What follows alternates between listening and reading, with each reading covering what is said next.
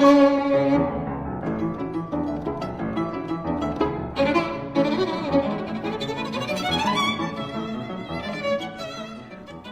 you know I must have a guest here because of that music. By the way, that is Kroll's Banjo and Fiddle, William Kroll, with Nadja Salerno-Sonnenberg and Sandra Rivers playing that for you. But now that we've introduced what the play-in music is, I'm going to introduce my guests today. I have Lawton Brown, the artistic director of the University City Symphony. Good morning, Lawton. Well, good morning, Kathy. Is Nadia available to sub for our concert? You know, I don't know. I heard she was on the sub list, though. Oh, okay. Yeah, well, she's the local AFM. I need one more violinist. One more violinist. I think she might just be able to cut the mustard. I think so. I would think so. And then we also have with us a gentleman by the name of Todd Mosby, who's a good composer, a guitarist, and rather a storied fellow. Good morning, Todd. Hey, Kathy. How you doing? I'm doing great, thank you. Thanks for being here this morning. Thank you. Thanks for having me. It's great to have you here. And we're going to talk about a piece that's receiving its world premiere that you wrote. Absolutely. Yeah. Thank you, Pretty Lawton. exciting. Oh, Thank you, Lawton. And let's see. The U City Symphony, I've said this before, I'll say it again, the most adventurous community orchestra is how you brand yourselves. I love it. Tell us more about that. Well, we usually explore close, shall I say, unusual repertoire, much as your own station's programming likes to highlight things off the beaten track. And I think, our missions are somewhat similar and mix it with the familiar. And this is our last concert of the season where we spotlight homegrown talent. And of course, we have the winners of our William Schatzkamer Young Artist Award. And Tremendous. It's been absolutely wonderful. And in a weird thing that the winners, in their selection of repertoire, echo our entire season. So you kind of get the year in review in terms of the countries we've visited during this year. It's really amazing. Sort of the recapitulation. Kind of a recapitulation of the different styles and the different national styles. And so that compelled me to start out with La Forza del Destino, because this is truly the force of destiny, I'll tell you. It's really amazing. And usually as we feature our local soloists, about high school to college age, we have one very, very young pianist who brings youthful exuberance to the Haydn Piano Concerto. Cindy Yan, she's going to be fantastic. April Moon, a violinist who soars to the heights of virtuosity in the Vieux Temps Violin Concerto No. 4. And we also have a young singer, can you believe this? Her name is Kelly Singer. Kelly Singer. How perfect for a singer. How perfect. And she's doing Donizetti, so a little bit of French. She's doing Donizetti and a little Mozart. And of course, these are our young performers. But of course, at the end of the year, as the complete cultural tourist, we have to come home. So what is more comforting? What's more comfort food than Aaron Copland? And so a little bit of rodeo, what is more American? But also, when I heard the name On Eagle Mountain, what more American is that? Yeah. And so when I met Todd over the phone, and a friend of mine introduced us, I guess a mutual friend, introduced us, and I listened to his piece on MIDI. Thank goodness for computers. They do many things. And integrated that into the program, and we have a blockbuster program this Sunday. It just sounds wonderful. It really does. And a little, like you said, a little bit of something for everyone here too. And how wonderful to be able to feature these young artists. We'll talk about them more in just a minute. But let's talk about Todd, and let's talk to Todd instead of, you're sitting here. Why talk about you when I can talk to you? What first got you involved in this, Todd, in composing? When did you kind of realize, I like writing music? Probably when I was about 6. Wow. And how did that happen? My great-grandmother would bring over toy instruments, and I would go to her house, and she had a piano there, and I would have just kind of knock out melodies on that, and I always kind of grew up with the musicals of the day, watching the 1950s and 60s musicals, Broadway musicals. I always wanted to kind of do that, but I always, and in the background, I always was more interested in the melody than lyric. So anyway, that was the start of it, and how many 40 some odd years later, I'm still hacking away studying and writing. That's tremendous. Now you live here in the St. Louis area. Have you always lived here in St. Louis? Yes. Okay. I studied at Berklee College of Music. That's where I got my undergrad, basically. Got a master's over at Webster. I've been very active on the music scene throughout St. Louis. I mean, I played everywhere from grocery stores to major, headlining festivals, jazz festivals, etc. Well, I kind of got the lowdown on you from the U City Symphony's publicist, Susan Fadem, and she said, now, Todd, while he calls himself a composer, guitarist, improviser who loves music and mountains, he might also add a 2-time 2016 Global Music Award recipient. Yep. Okay, tell us more about this. Okay, well, that's basically, look, if you have a great set of recordings, I've kind of pulled out of the local scene as far as performance-wise, because my focus is now, performing arts centers, and with my wife, we have a kind of an agency going now that we're actively pursuing these kinds of concerts and venues. It's just like the next step. And thank God I've got some decent backing on it to allow that to happen. But bottom line is this particular recording was produced by Will Ackerman. It's my first hardcore set of recordings done by a world Grammy-winning producer. He's multi-platinum producing producer. He's produced who is that? The piano player. Isaac Hayes. No, who's the piano player, Johnny?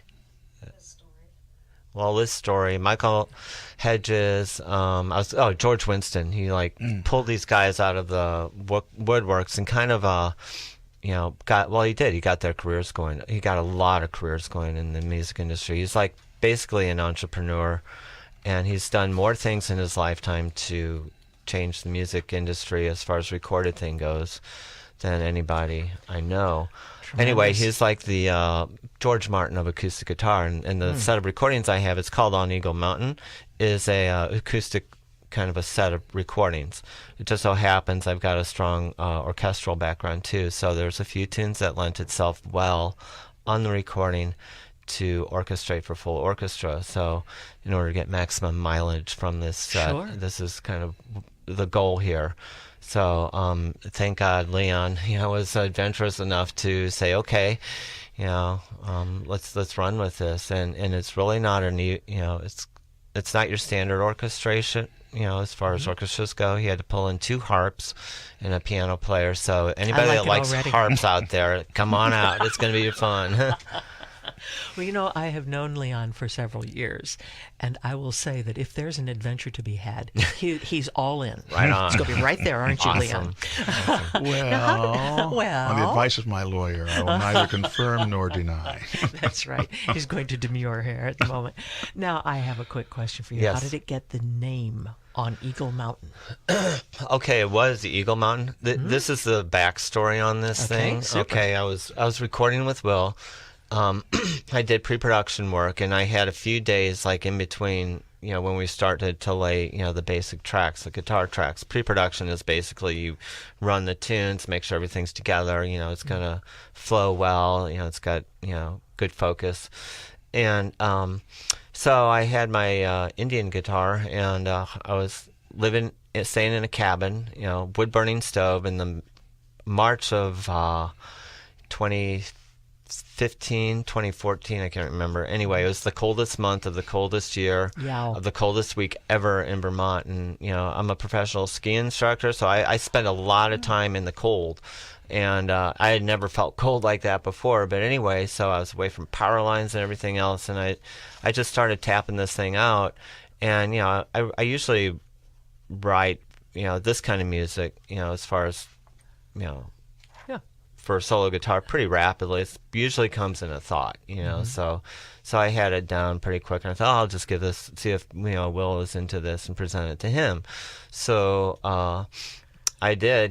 That week passed, and after burning through all the wood and 10 feet of snow outside, turkeys and deer and amazing stars and everything, I went in and I said, "Hey, look, I got this. Let's check this out. See if you." Oh, I love it. So actually, it became the title piece, and I was staying. It was in the mountains of Vermont. It wasn't. It was actually Bear Mountain, but I liked Eagle better. So I figured, well, on Eagle Mountain, I'm actually sitting on a mountain, and it brings you into the environment. But so that's the backstory on that, And also, it was not lost on me you're a professional ski instructor as well. That's interesting.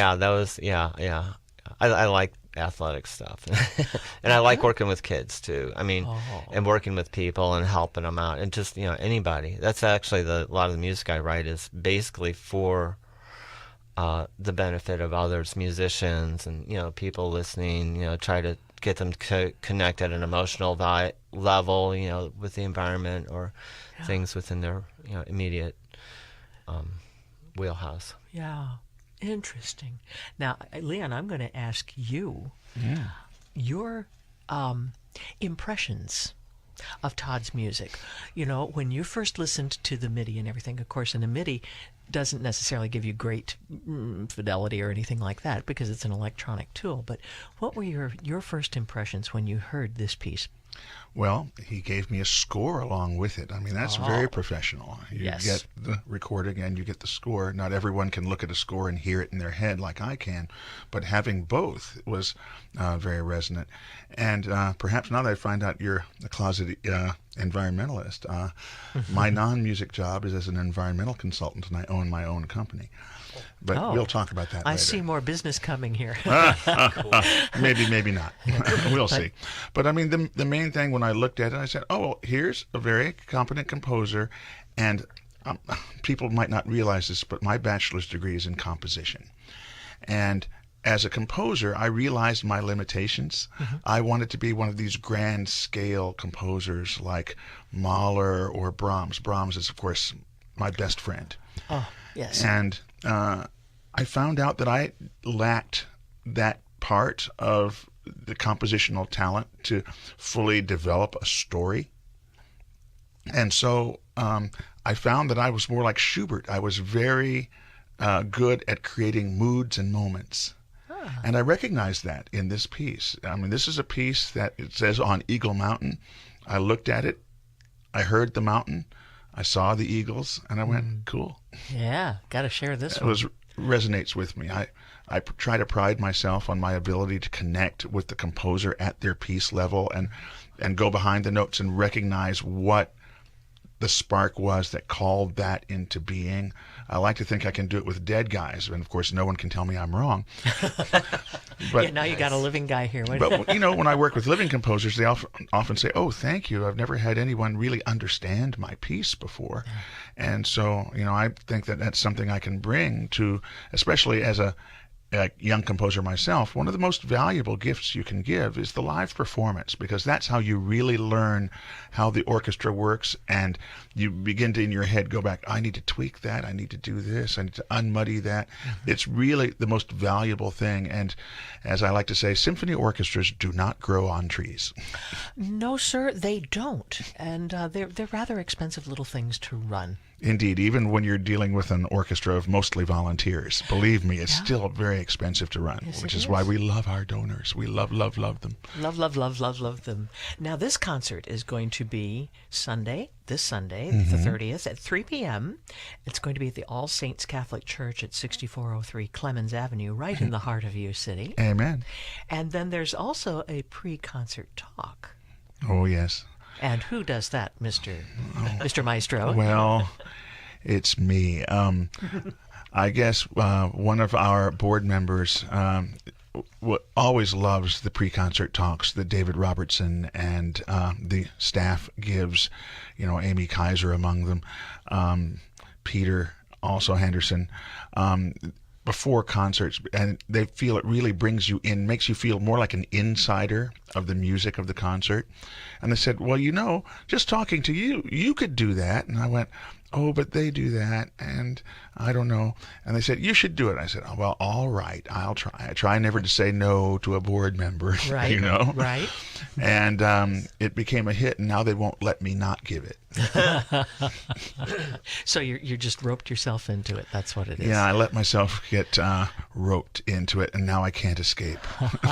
I can't get out. They pull me back in. They pull you back in. Well, I'm going to give everybody a little taste of your concert here, and the operative word being rope, which was just something that sort of happened, in the ether here.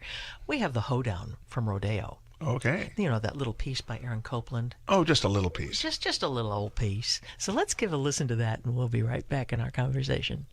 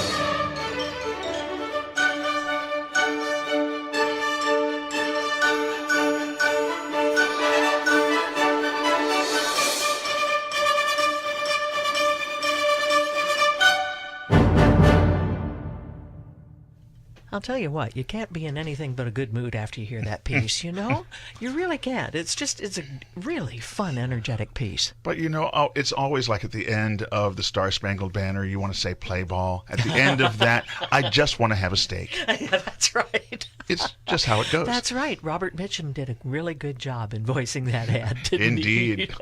he? What was it? Beef? That's what we have for dinner. Yeah, Beef, it's what's for dinner. I love it.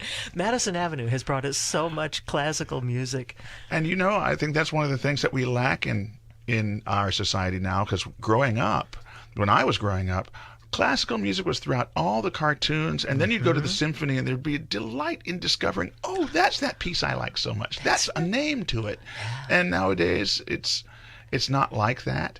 And I think a whole generation is not hearing and recognizing these melodies and realizing how much fun this is until they're much older. Yeah. Oh, well. That's true. Well, we have a lot of listeners who will say, too, I've been listening to you. I don't know much about classical music, which is fine because you don't have to know about botany No. in order to appreciate a rose. Amen. And yet, they're discovering this whole world, and it's just so gratifying to be able to share this beauty with so many people and the arts, and share things like what you guys are doing right now, and make you a household name here, Todd. Todd wants that very badly, Very I'm sure. badly. Well, let's talk just a little bit about the rest of the concert with these young our artists. young artists, yes. What they're going to be doing and all that. Well, let me tell you, Cindy Yan is so young. As a matter of fact, she's younger than our guidelines, and we have those guidelines because we know that kids are going to be competing against college-age kids, and we don't want them to have a bad experience, and we want them to... But she came in. Her teacher said, "You must hear her." We accepted her into the auditions, and she came in and played this Haydn piano concerto. I think originally for harpsichord. It's early Haydn, with a youthful exuberance and fun that was irresistible. It was a compelling performance from someone so young. How old is she? I think she's 11 or 12. Holy moly! Yes, and the thing here is the criterion for selection is the most compelling performances. It's not just that, the violinist, well, I'm sorry, obviously your technique, your bow hand is not, so you're automatically excluded. It's not technical. It's all about the music. We like to think it's all about the music. And this was one of the best performances of it because it had that youthful optimism. It was absolutely gorgeous. And the judges decided that even though it was not the prize-winning performance, that we needed to present a young talent like this to our audience because of the performance. Oh, and what a wonderful opportunity for her. I think back in my day, when I was in high school, just performing with the orchestra was the prize. The ability to be able to play with an orchestra is just so wonderful. But we had April Moon come in, and she played the Vieux Temps number 4. And especially it echoes the beginning because we had Manuel Ramos play with us in our very first concert, and he played the Paganini First Violin Concerto. So, fingers without borders. Amazing. Yes. Manuel is and such a lovely guy. Oh, my goodness. Yes. It's like, try to keep up with him if you can. It's amazing. And April has that kind of fire when she plays. And she plays some of the most difficult music, and she's young, so she's got that in her fingers. She's developing that virtuosic facility. And the judges were stunned and said, "Oh, she has to be one of the winners." Must feature you. But Kelly Singer, let me tell you about Kelly Singer, so appropriately named. She came on in, and she sang "Steal Me, Sweet Thief." From the Old Maid and the Thief. The Old Maid and the Thief by Menotti. And she also sang, what was it? It was the Chacun le sait. And these were pieces that were so appropriate for her voice. And she just kind of filled it out like a hand in a glove. And it's so refreshing to hear a young soprano who doesn't overreach to the big repertoire and sings things that she can really deliver, and it wowed the judges. Oh, my. And so we had to say, well, Steal Me, Sweet Thief is really, really expensive. What else do you have, dear? And she sent me a list, and I said, how consonant with our Viennese program. So we chose, of course, Devieni non tardar, o gioia stunda. That's right from the Marriage of Figaro. Yes, close to the end. Yes. Right before the unmasking. The unmasking. It is just tremendous that you're doing this. How long have you had this scholarship and award in place? I have to thank the Kirkwood Optimists who actually fund Really? our award. Yes, Bravo. Serious props to them. Because like I say, in my day, just performing with the orchestra was enough. And if you were really good, then you would appear with the Gateway Festival Orchestra in the summer as well. This was just really kind of a rite of passage for the serious soloist. And when I decided to change the Young Artist competition to the William Schatzkamer Young Artist auditions. I wanted to honor Willie, our founder and conductor, my mentor and teacher in those days, too, and give it his name before he was dead. Give him. That's always a nice thing to do before. Yeah. I think so. Yeah. But to give him his props. And I wanted to do something extra and provide a prize for, like, say, the standout performance. And our judges are hard put to figure one. So we're splitting the prize between the Vieux Temps, April Moon, and Kelly Singer, our singer. Marvelous. Just marvelous. Wow. And this is now your 56th season of the orchestra. Orchestra, right? Not your 56th season, but no, I meant although you as a collective term. It's true, but it's really weird because I've been there almost half of the time, and I would never think anyone could eclipse Willie Schatzkamer's record as having founded that orchestra and raised it to what it had become. And you're getting close now, aren't you? How many years have you been with it? I've been doing them for, I think, 22 years. Bravo. That's fabulous. Well, once again, this concert with the U City Symphony, the USA Cultural Influence, the season finale, Sunday, April 30th, 3 p.m., and Leon's pre-concert talk starts at 2:15. All Saints Catholic Church at 6403 Clemens Avenue in the heart of U City. And I have one final question back to Todd here for a minute. Oh, good, because I'm going to enlist Todd with my pre-concert talk, believe me. Excellent.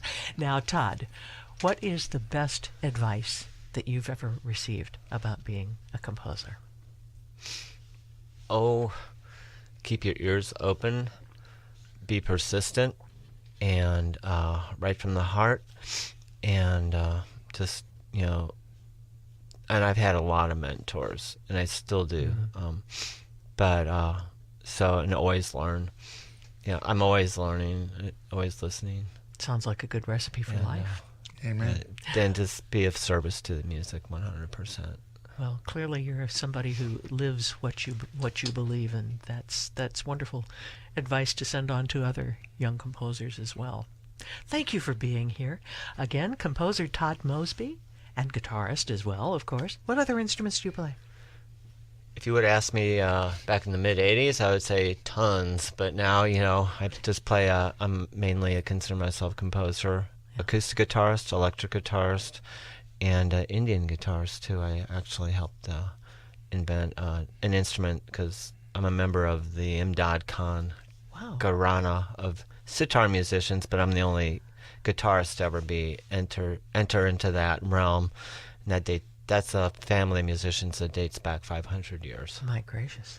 Now, so I'm in pretty an Indian honored. I would say, my gosh.